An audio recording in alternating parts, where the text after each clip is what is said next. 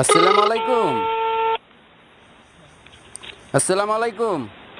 ওয়ালাইকুম আসসালাম। কেমন আছো?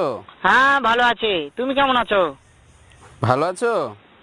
হ্যাঁ ভালো আছো না? আচ্ছা তুমি কার সঙ্গে আছো? ডাবলার সঙ্গে আছি। ডাবলা আমার ওই বন্ধু মাদার বাবুর চোরের সঙ্গে। সঙ্গে?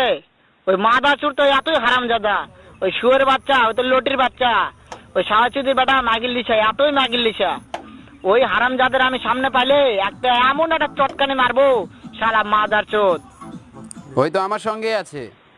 শোনো, তাতে কি আছে? ওই মাদার চোদ ওই জায়গায় আছে নাকি? ও আমার কথা ওই সব সবই শুনতেছে। শুনতেছে।